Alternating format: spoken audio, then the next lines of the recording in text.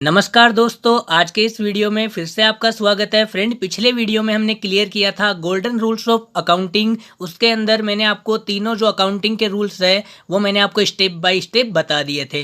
Friend, तीनों rules की अगर मैं बात करूं तो पर्सनल, रियल और नॉमिनल, इन तीनों रूल्स को मैंने कल आपको स्टेप बाय स्टेप डेफिनेशन के साथ में डिटेल के अंदर स्टेप बाय स्टेप समझाया था और आपको कुछ एंट्रियां भी करके बताई थी। फ्रेंड, आज के इस वीडियो में फिर से आपके लिए मैं एक नया टॉपिक लेके आया हूँ, इंट्रोडक्शन टू बिजनेस ऑर्गेनाइजेशन। आज यही टॉपिक हमारे इस वीडियो के अंदर चलने वाला है, तो इस टॉपिक को हम थोड़ा डिटेल के अंदर जानेंगे, समझेंगे।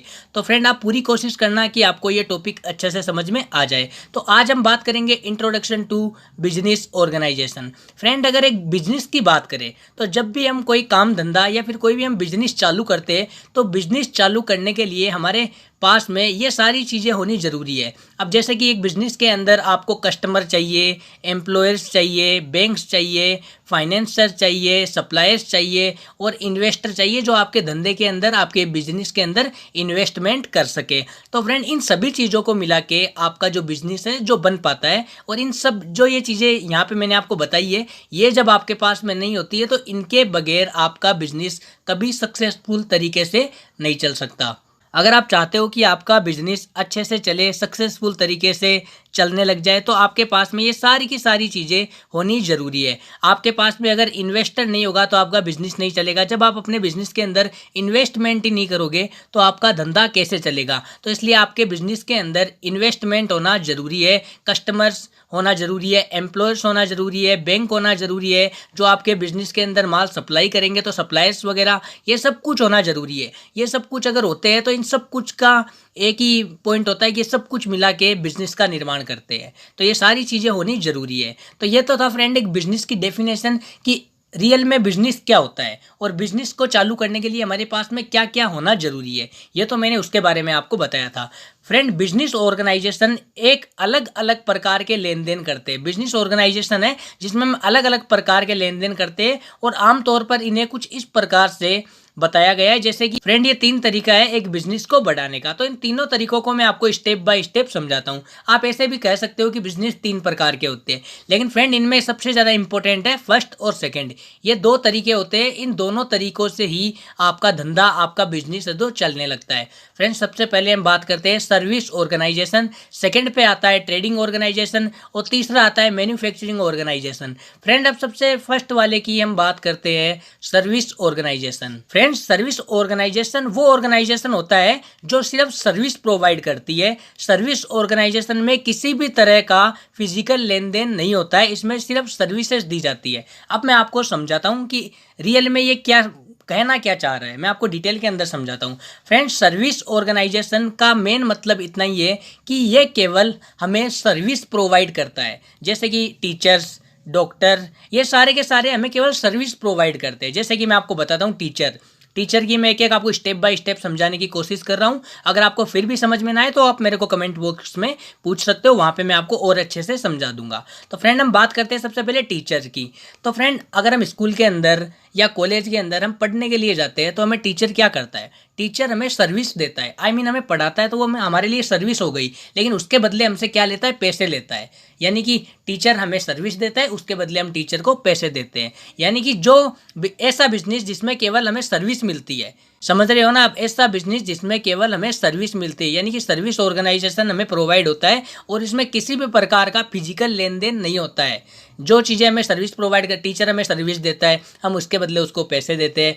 डॉक्टर के पास अगर हम जाते हैं कि डॉक्टर साहब हमारी ये बीमारी हो गई, तो डॉक्टर हमें जो दवाई है वो हमें लिख के दे देता है। तो यानी कि वो भी हमें सर्विस ही देता है, उसके बदले हम उसको कुछ पैसे दे देते हैं। तो फ्रेंड, कुल मिला के बात यही है, जिस बिजनेस के अंदर ऐसी सर्विस ऑर्गेनाइजेशन का मतलब है ऐसा बिजनेस जिसके अंदर केवल हमें सर्विस प्रोवाइड होती है, ऐसे बिजनेस को सर्विस ऑर्गेनाइजेशन कहते हैं। अब फ्रेंड, नीचे की तरफ हम आते हैं। मैं आशा करता हूं कि आपको सर्विस ऑर्गेनाइजेशन अच्छी तरीके से समझ में आ गया होगा। हम नीचे की तरफ फ्रेंड आते हैं तो यहाँ पे सेकंड नंबर वाला आता है ट्रेडिंग ऑर्गेनाइजेशन। फ्रेंड, ये क्या होता है, ट्रेडिंग ऑर्गेनाइजेशन क्या होता है? जो ऑर्गेनाइजेशन गुड्स को परचेज एंड सेल करने के लिए है वो ट्रेडिंग ऑर्गेनाइजेशन के अंदर आता है। इसमें व्यापारिक संगठन का मुख्य कार्य माल को खरीदना और उसमें अपना प्रॉफिट जोड़ने के बाद उसे बेचना होता है। यानी कि फ्रेंड मैं बता देता हूँ आपको डिटेल के अंदर, इसको भी मैं आपको डिटेल के अंदर समझाता हूँ। फ्रेंड ट्रेडिंग ऑर्गेनाइजेशन यानी कि ऐसा ऑर्गेनाइजेशन जो गुड्स को परचेज करता है या सेल्स करता है, यानी कि खरीदता है और बेचता है, वो ट्रेडिंग ऑर्गेनाइजेशन के अंतर्गत आ जाता है। यानी कि ट्रेडिंग ऑर्गेनाइजेशन किसको बोलते हैं फ्रेंड, जैसे कि मान लो कि आपके पास में किराने की शॉप है, आप कहीं से माल खरीद के लेके आओगे अपनी शॉप के अंदर, और उसके अंदर फ्रेंड अगर आप माल खरीदने कहीं दूसरी जगह पे जाओगे तो आपका किराया भी लगेगा, आप गाड़ी लेके जाओगे तो आपका तेल भी जलेगा, और जब आप वहाँ से सामान अपने किसी रिक्शा में या किसी ट्रक के अंदर सप्लाई कराओगे तो सप्लाई करने का भी आपको खर्चा लगेगा, और बीच के अंदर आप कुछ नाश्ता वगैरह कर लोगे तो उसमें भी आपको खर्चा लगेगा ही लगेगा, जाहिर सी बात है। यानी कि हम कहीं से सामान खरीद के लाते हैं और जब वापस से उस सामान को खरीद के हम अपने शॉप के अंदर लाते हैं तो बीच में जो भी हमारा खर्चा लगता है उस खर्चे को हम इसी के अंदर जोड़ देते हैं। तो फ्रेंड कुल मिला के बात यही है, ऐसा व्यापारिक संगठन जो जिसमें माल को खरीदना और उसमें अपना प्रॉफिट जोड़ के बेचा जाता है, बाद में बेच दिया जाता है। आज अगर मान लो हम 3 रुपए की कोई कुरकुरे के पैकेट अगर हम लेके आते हैं और यहाँ पे लाके हम 5 रुपए में बेचते हैं, तो हमें 5 रुपए में बेचना जरूरी है, क्योंकि अगर हम उसको 3 में लाके 3 में ही बेच देंगे तो हमारे प्रॉफिट तो कुछ होगा ही नहीं। तो इसलिए हम 3 में लाके जब उसमें ऊपर कुछ एडवांस लेंगे या 4 या 5 रुपए हम लेंगे, तभी तो हमें 2 रुपए ऊपर एडवांस में हमारे पास में बचेंगे ना, तो हमारे फिर कमाई कहाँ से होगी, हमारी इनकम नहीं होगी फिर। तो ऐसे बिजनेस को नहीं बोलते। तो अगर हम कहीं से सामान लेके आते हैं और उसमें हमारी कमाई जोड़ के उसको बेचते हैं, हमारा प्रॉफिट जोड़ के उसको बेचते हैं, तो ऐसा बिजनेस ट्रेडिंग ऑर्गेनाइजेशन के अंदर आ जाता है। फ्रेंड अब नीचे की तरफ हम जाते हैं तो यहाँ पे आ जाता है फाइनली मैन्युफैक्चरिंग ऑर्गेनाइजेशन। फ्रेंड ये क्या होता है, इससे सिंपल सी इसकी डेफिनेशन है कि ये कच्चे माल को तैयार करके बेचना। फ्रेंड जैसे कि कोई कंपनी है, आज मैंने बताया कि अगर हम किसी कंपनी से 3 रुपए का माल लेके आते हैं, फिर यहाँ पे लाके हम 5 में बेचते हैं, तो जो 3 रुपए का माल देने वाली कंपनी है वो यही है, मैन्युफैक्चरिंग ऑर्गेनाइजेशन।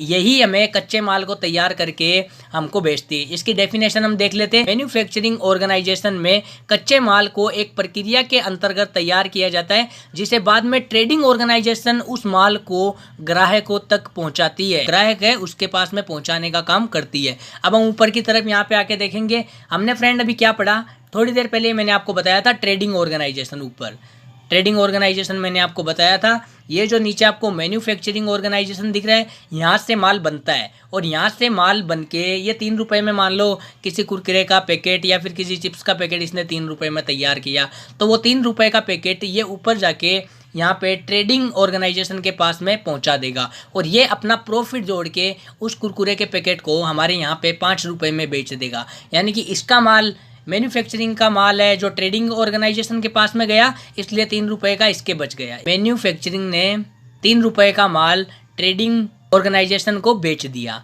3 रुपए में, और उसने अपना प्रॉफिट जोड़ के 5 रुपए में हमें बेच दिया, तो इससे इसको प्रॉफिट हो गया, और उसने हमें बेचा तो उसको 2 रुपए का प्रॉफिट उसको हो गया।